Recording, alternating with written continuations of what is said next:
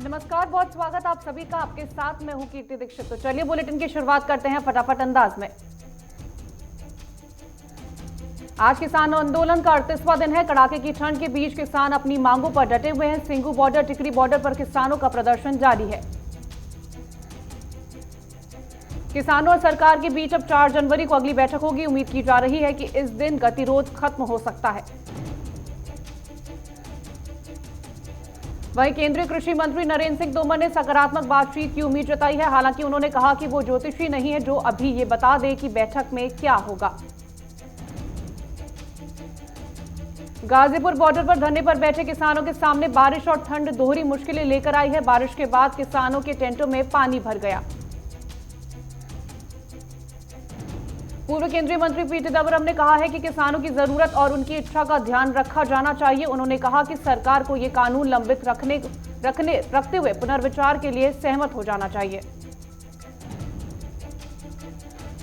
आज से पूरे देश में कोरोना वैक्सीन का ड्राई रन हो रहा है। सभी राज्यों और केंद्र शासित प्रदेशों के कुल 116 जिलों में 259 जगहों पर आज कोविड-19 वैक्सीन के लिए ड्राई रन हो रहा है। दिल्ली में आज 3 जगहों पर वैक्सीन का ड्राई रन हो रहा है। द्वारका के वेंकटेश्वर हॉस्पिटल, दरियागंज डिस्पेंसरी और दिलशाद गार्डन के गुरु तेग बहादुर हॉस्पिटल में ड्राई रन चल रहा है। इस बीच केंद्रीय स्वास्थ्य मंत्री डॉक्टर हर्षवर्धन ने दिल्ली के जीटीबी अस्पताल का दौरा किया। यहां केंद्रीय मंत्री ने कोविड-19 वैक्सीन अभियान के पूर्वाभ्यास की समीक्षा की। जीटीबी अस्पताल का दौरा करने के बाद हर्षवर्धन ने लोगों से अपील करते हुए कहा कि वो अफवाहों पर ध्यान न दें। उन्होंने साथ ही ये कहा कि लोगों के लिए वैक्सीन जल्द ही उपलब्ध हो जाएगी।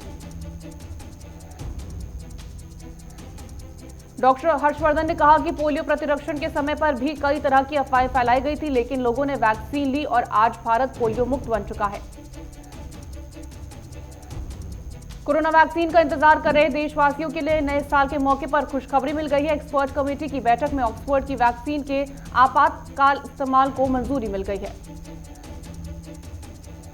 सरकार के शीर्ष सूत्रों के मुताबिक सीरम इंस्टीट्यूट ऑफ इंडिया की कोविशील्ड को पैनल से मंजूरी के लिए सिफारिश मिल गई है, लेकिन अभी इस पर अंतिम फैसला डीसीजीआई द्वारा लिया जाएगा।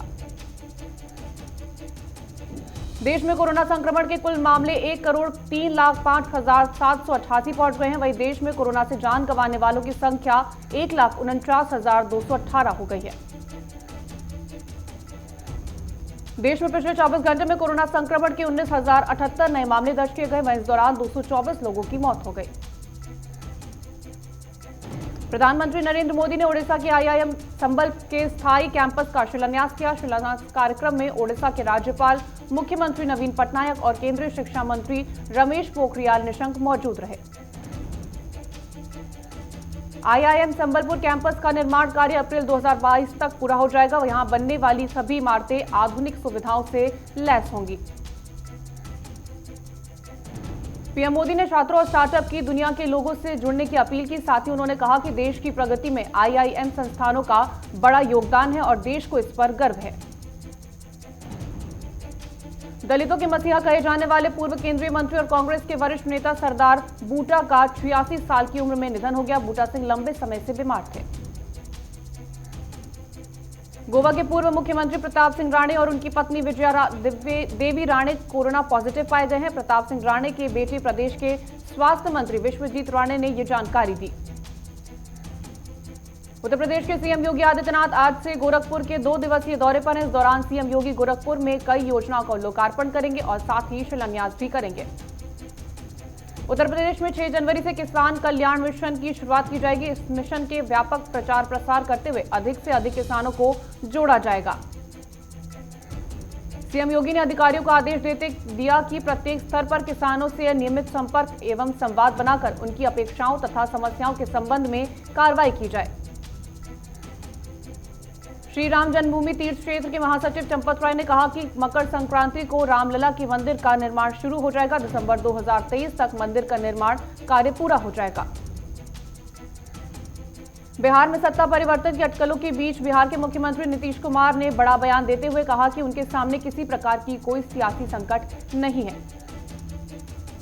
बता दें कि विपक्षी दल आरजेडी ने नेताओं की तरफ से लगातार नए साल में बिहार में सत्ता परिवर्तन होने का दावा किया जा रहा है। ऐसे में नीतीश का बयान काफी अहम माना जा रहा है।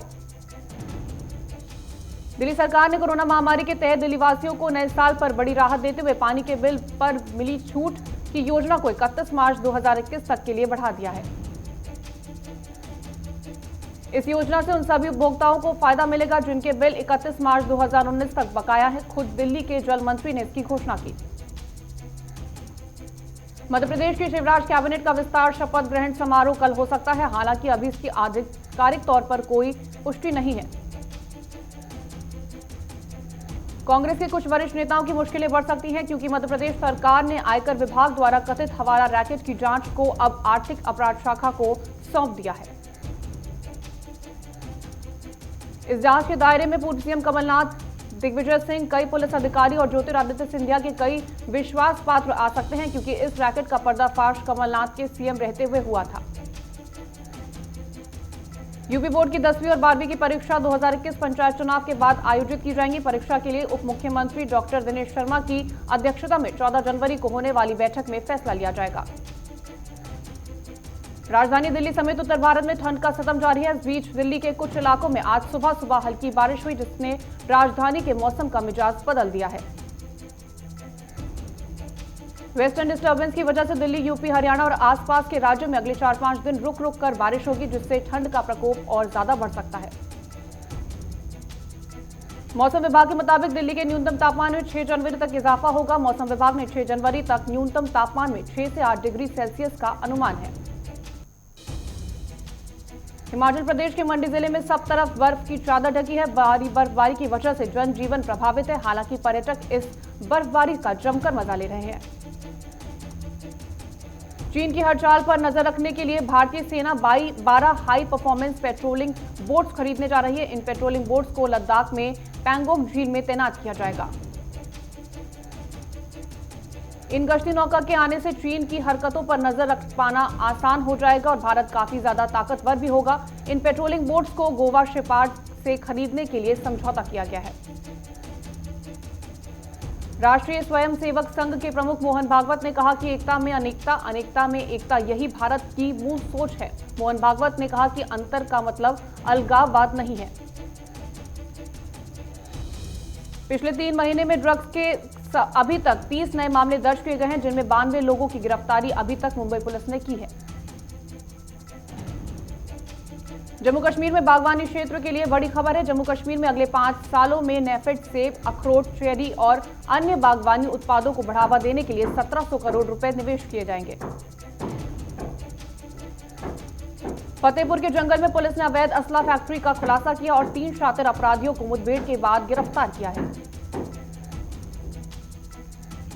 फतेहपुर में संदिग्ध हालातों में महिला का जलकर मौत हो गई। वहीं मृतका के पिता ने ससुराल पक्ष पर हत्या करने का आरोप लगाया है। बुलंदशहर में साल के पहले दिन एक महिला सब इंस्पेक्टर ने फांसी लगाकर आत्महत्या कर ली। फिलहाल सुसाइड की वजह का पता नहीं चल पाया है।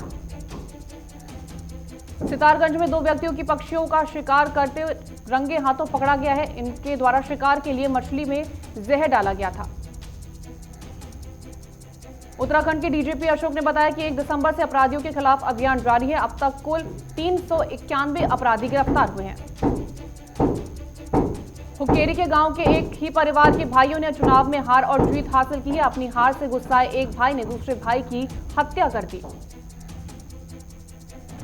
कोलेगाल में लंबे समय के बाद स्कूलों की शुरुआत होने पर विधायक एन महेश ने छात्रों को स्कूल में स्वागत किया और छात्रों को हिम्मत दिलाई।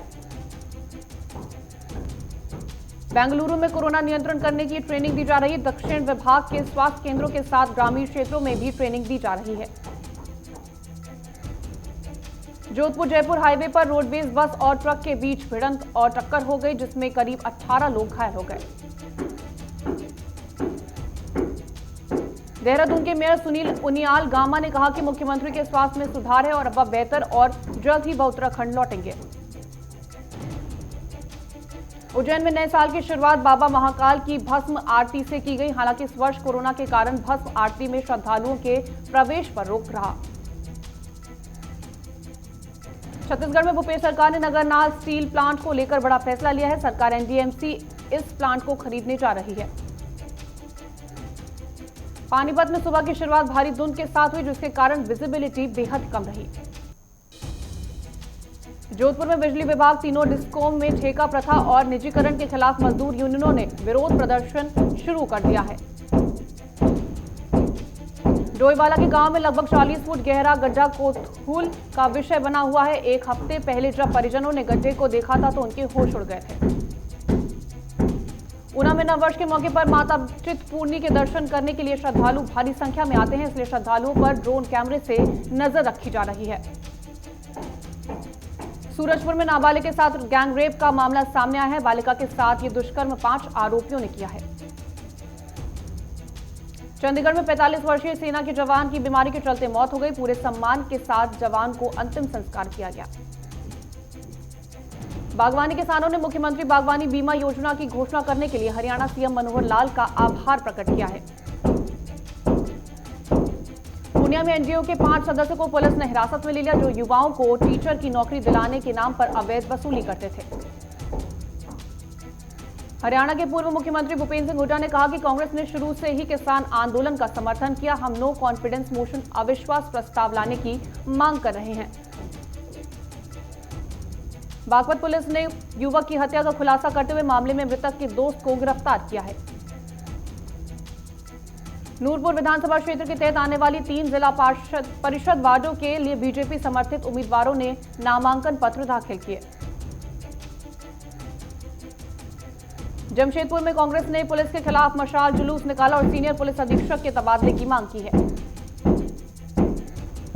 छतरपुर रेलवे क्रॉसिंग पर ओवरब्रिज बनाने की मांग को लेकर 17 दिन से चल रहा था धरना प्रदर्शन तहसीलदार के आश्वासन बाद खत्म किया गया।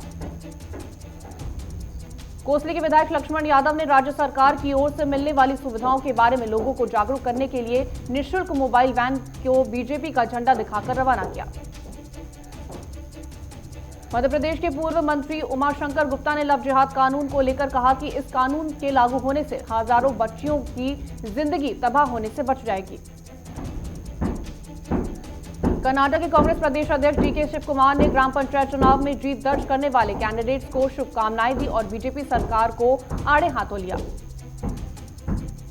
जोधपुर में पुलिस ने बड़ी कार्रवाई करते हुए टैंकर से अवैध रूप से बायोडीजल निकालकर बेचने के मामले में टैंकर चालक को गिरफ्तार कर टैंकर को जब्त कर लिया है। लखीसराय जिले के रहने वाले परमहंस झा ने 2021 को यादगार बनाने के अवसर पर कंबल वितरण किए। 2021 में भारतीय शेयर बाजार ने अच्छी तेजी के साथ शुरुआत की है। आज पहली बार निफ्टी 14,000 के ऊपर बंद हुआ और सेंसेक्स 48 के करीब पहुंच गया है। लगातार 26वें दिन भी पेट्रोल डीजल की कीमतों में कोई बदलाव नहीं आया। आज दिल्ली में पेट्रोल 83.71 रुपए प्रति लीटर बिक रहा है, तो वहीं डीजल 73.87 रुपए प्रति लीटर पर बिक रहा है। सरकार ने पीपीएफ और एनएससी पर ब्याज की दर में जनवरी से मार्च तक के लिए कोई बदलाव नहीं किया है। पीपीएफ पर 7.1% और एनएससी पर 6.8% ब्याज मिलेगा। मैल्कम प्रोफेसर अरुण कुमार का कहना है कि डिमांड निकलने पर ही अर्थव्यवस्था पटरी पर आएगी, क्योंकि इस समय की अर्थव्यवस्था ने डिमांड 2019 के बराबर भी नहीं है। सेबी ने देश की सबसे बड़ी कंपनी रिलायंस इंडस्ट्रीज पर 25 करोड़ और इसके चेयरमैन मुकेश अंबानी पर 15 करोड़ रुपए का जुर्माना लगाया है। फ्लिपकार्ट न्यू ईयर पर लैपटॉप में 40% और कपड़ों पर 80% तक का डिस्काउंट दे रहा है। यह डिस्काउंट 3 जनवरी तक मिलेगा। आरबीआई ने कंपोजिट डिजिटल पेमेंट इंडेक्स का निर्माण किया है। इस इंडेक्स से ये पता चलेगा कि देश भर में पेमेंट्स का किस स्तर का डिजिटाइजेशन हुआ है। आर्थिक गतिविधियों में लगातार सुधार की वजह से दिसंबर में जीएसटी 1.15 लाख करोड़ का रिकॉर्ड हुआ है, कलेक्शन हुआ है और ये 3.5 साल में सबसे ज्यादा कलेक्शन है। सरकारी डेटा के मुताबिक 31 दिसंबर तक इनकम टैक्स रिटर्न फाइल किए जा चुके हैं। सरकार ने इनकम टैक्स फाइल करने की तारीख 10 जनवरी तक के लिए बढ़ा दी है। पेट्रोलियम मंत्री धर्मेंद्र प्रधान ने एलपीजी सिलेंडर के लिए मिस्ड कॉल सुविधा की शुरुआत की है। इसके माध्यम से अब ग्राहक एलपीजी सिलेंडर एक मिस्ड कॉल देकर बुक कर सकते हैं। विश्व में पिछले 24 घंटे में 5,54,000 नए मामले दर्ज किए गए, वहीं 9,451 संक्रमितों की जान चली गई। दुनिया में कोरोना संक्रमितों का आंकड़ा 8 करोड़ 43 लाख के पार पहुंच गया। वहीं कोरोना से अब तक 18,34,000 लोगों की जान जा चुकी है। पाकिस्तान के प्रधानमंत्री इमरान खान ने चीन के विकास मॉडल की प्रशंसा करते हुए कहा कि उनकी सरकार गरीबी मिटाने के लिए चीन के औद्योगिक विकास से सीखना चाहती है। ताइवान के राष्ट्रपति ने कहा कि उनका देश चीन से सैन्य खतरे का सामना कर रहा है। उन्होंने कहा कि ताइवान स्टेट में लड़ाकू विमानों और युद्धपोतों की गतिविधियां बढ़ा दी गई हैं। पाकिस्तान और भारत ने अपने अपने परमाणु प्रतिष्ठानों की सूची एक दूसरे को सौंप दी है। अमेरिका के राष्ट्रपति डोनाल्ड ट्रंप ने ग्रीन कार्ड और वर्क वीजा पर पहले से जारी प्रतिबंधों को 31 मार्च तक के लिए बढ़ा दिया है। अमेरिका ने 2019 में दुनिया के कई आतंकी संगठनों के करीब 460 करोड़ रुपए ब्लॉक कर दिए हैं। इनमें पाकिस्तान के लश्कर-ए-तैयबा, जैश-ए-मोहम्मद और हिजबुल मुजाहिदीन भी शामिल हैं। अफ्रीकी देश कांगो में ड्यूटी पर तैनात पाकिस्तानी सेना के एक सीनियर कर्नल के ऊपर संयुक्त राष्ट्र मिशन के कर्मचारियों का इस्लाम में धर्म परिवर्तन कराने का आरोप लगा। ईरान ने एक बार फिर अमेरिका को चेतावनी देते हुए कहा कि उनका देश अमेरिका के किसी भी सैन्य दबाव का जवाब देने के लिए पूरी तरह से तैयार है। अमेरिकी कांग्रेस ने ट्रंप को झटका दिया है। कांग्रेस ने रक्षा खर्च फंड पर ट्रंप के लगाए गए वीटो को खारिज कर दिया। बॉलीवुड के महानायक अमिताभ बच्चन ने अपने परिवार के साथ नया साल सेलिब्रेट किया, जिसकी तस्वीरें सोशल मीडिया पर वायरल हो रही हैं। मलाइका ने अर्जुन के साथ अपनी एक खास तस्वीर साझा की है, जिस पर करीना कपूर ने सवाल पूछते हुए कमेंट किया, मेरे 2 फेवरेट्स मेन्यू में आज क्या है। सोनू सूद ने अपनी जिंदगी का सबसे बड़ा अचीवमेंट का खुलासा किया। उन्होंने बताया कि पंजाब के मोगा में एक सड़क का नाम उनकी स्वर्गीय मां सरोज सूद के नाम पर रखा गया है। इंडियन आइडल के सेट पर नेहा कक्कड़ के पति रोहनप्रीत सिंह के सामने अपनी एक ख्वाहिश जारी की। नेहा कक्कड़ रोहनप्रीत के साथ क्रिश्चियन मैरिज करना चाहती हैं।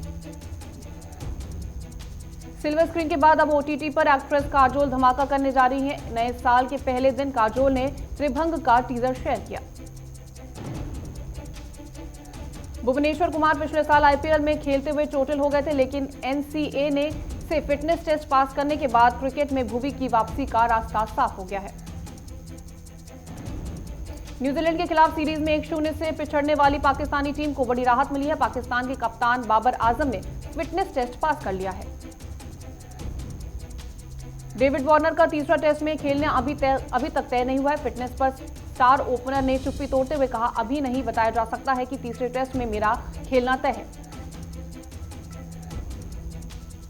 स्मिथ को लेकर ऑस्ट्रेलिया परेशान है। इस पर लबुशेन ने खराब फॉर्म की असल वजह बताते हुए कहा, उन्हें लाल गेंद से खेलने का ज्यादा समय नहीं मिला।